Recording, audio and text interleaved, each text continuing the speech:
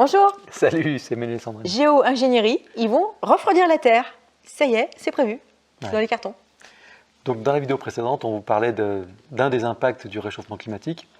C'est la disparition du café. Ouais. D'ailleurs, le chocolat, c'est pareil, mais on en fera peut-être une vidéo à part parce que, pareil, il y a des problèmes avec le chocolat. Là, aujourd'hui, on va parler d'une des solutions qui sont envisagées pour enrayer le réchauffement climatique, c'est-à-dire comment refroidir la Terre, la géo-ingénierie. Alors, modifier artificiellement le climat de la Terre, alors on vous conseille, on va vous mettre des liens sous la vidéo, mais tout de suite, on va attaquer par les bouquins et les films. Alors, premier film, là, je ne sais pas si vous le connaissez, celui-là. Si vous ne le connaissez pas, regardez-le, c'est avec Sean Connery et Matterman. Et en fait, là, on est justement face à un risque terroriste qui veut changer le climat. Donc, c'est pas mal. Et je ne sais pas si vous connaissez la série Snowpiercer. C'est un train qui est lancé à très grande vitesse parce qu'en fait, les scientifiques ont fait justement de la géo-ingénierie. Ils ont refroidi le climat. Et qu'est-ce qui s'est passé? La Terre s'est recouverte de neige. Tout est devenu très très froid. Et il y a quelques survivants qui sont dans un train à très haute vitesse et il faut qu'ils tournent, il ne faut pas qu'ils s'arrêtent parce que s'ils s'arrêtent, ils gèlent. Et Cocorico, ce qu'il faut savoir, c'est que cette série, c'est Netflix, je ne sais pas qui c'est qui a fait cette série. On vous mettra tous les liens. Et c'est un Français. C'est un Grenoblois. Un Grenoblois, c'est Jean-Marc Rochette. Jean-Marc, si tu es là, tu nous fais un coucou. Donc voilà les BD. En fait, c'est une BD française. Donc ça vaut le coup de les acheter parce qu'en plus c'est un français quoi, donc quand même. Donc il y a 3 BD qui sont à l'origine de ça. On vous mettra tous les liens. Ça vaut le coup. Les marques c'est Netflix, donc ça doit être. Au départ ça devait être Netflix certainement. Il y a 3 BD. Donc voilà. C'est vraiment sympa. C'est vraiment sympa. Après il y a quelques incohérences sur l'aspect scientifique, sur l'aspect technologique où il faut pas s'arrêter parce que c'est le mouvement qui crée de l'énergie, comme s'il ne fallait pas d'énergie pour créer le mouvement. Mais bon, bref, mis à part quelques petites incohérences scientifiques, si vous aimez d'un point de vue sociologique, c'est super intéressant. C'est ça, sociologique, post-apo, même survivaliste, dans une certaine mesure, c'est très intéressant. On vous le recommande.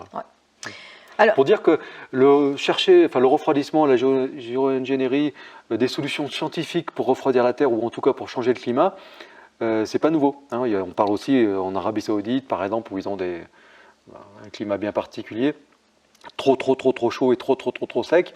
Ils font aussi beaucoup d'essais pour faire pleuvoir. A priori, ça marche. Des fois, ça marche même trop bien. Des fois, ça marche. Des fois, ça part en couille. Mais c'est un problème récurrent et il y a régulièrement des scientifiques, des entreprises, des États qui disent il va falloir qu'on fasse quelque chose, il va falloir qu'on mette quelques milliards sur la table pour régler ce problème. Alors, les scientifiques y réfléchissent, les scientifiques sont en train de trouver des solutions, ils bâtissent des solutions qui sont intéressantes. Les économistes, eux, ils ont décidé. Ils ont décidé qu'il fallait à tout prix faire ça pour continuer la croissance, pour que la civilisation telle qu'on la connaît maintenant continue à survivre. Et donc, ils ont créé un fonds, alors il s'appelle le Fonds de défense de l'environnement, et ils ont déjà réuni des centaines de millions de dollars. Il y a des personnes qui sont tellement concernées, qui sont tellement riches, que quelques milliards de dollars que ça peut coûter, ils les trouveront. Quand la solution sera complètement finie, ils la trouveront. Alors, il y a quand même un côté un petit peu, comme souvent, hypocrite dans la présentation du problème, parce qu'ils parlent de défense de l'environnement, mais leur défense de l'environnement, elle consiste à pouvoir continuer à brûler du pétrole. Et c'est là que c'est un peu hypocrite, parce que le réchauffement climatique, il n'y a pas que ça, il y a plein d'autres facteurs, etc. Il y a même des phénomènes cycliques dans le système solaire. Mais quand même, cette accélération sur quelques décennies, elle est liée au fait qu'on brûle des carburants fossiles. Et il y a des pays très très riches, parmi les pays les plus riches du monde, dont l'économie repose sur le fait de brûler du pétrole. Ils ne veulent pas qu'on arrête, clairement. C'est leur revenu. C'est leur revenu. Donc les énergies propres, pour eux, ça ne les intéresse pas. Ils veulent qu'on continue à brûler du pétrole à tout va, qu'on puisse supporter l'effet de serre de plus en plus fort.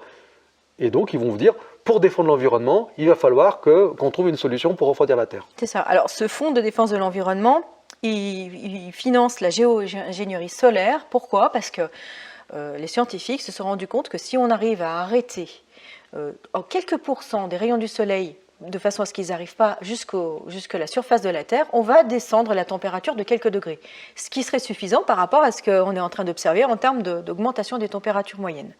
Et donc, ils sont aujourd'hui le projet qui est le plus avancé et qui est le plus promettant. entre guillemets, parce que si on lit Snowpiercer, si on lit transperce-neige, c'est pas si promettant que ça fait même un peu peur.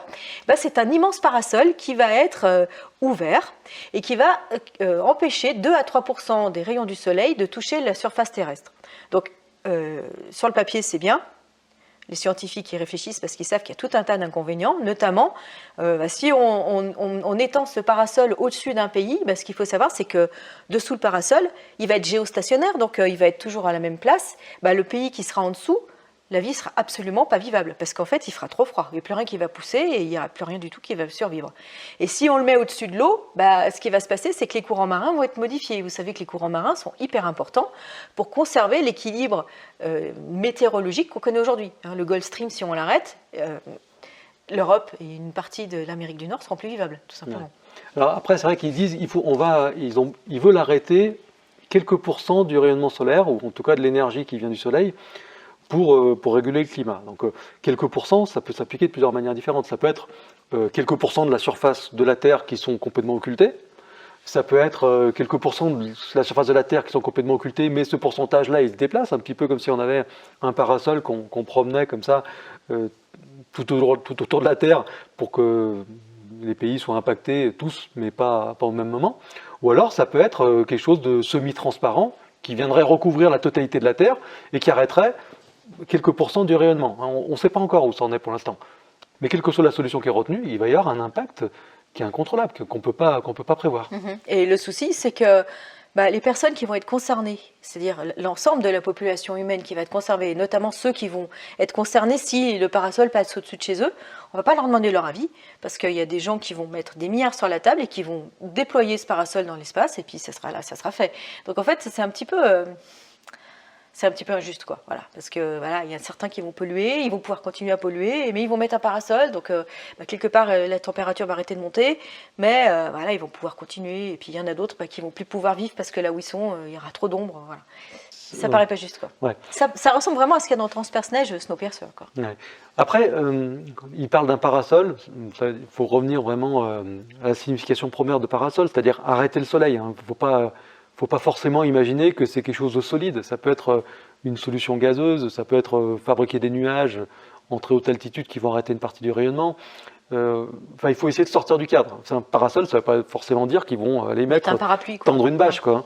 Ça peut être quelque chose de complètement différent. Mais le problème, c'est qu'il y aura encore, à ce niveau-là, il y aura des retombées. Si c'est un nuage à base de poudre de métal, il va y avoir des retombées, etc. Donc c'est pour ça que les scientifiques y réfléchissent, parce qu'ils savent que il y a des choses qui vont se passer, on ne sait pas trop, ou alors il y a des risques.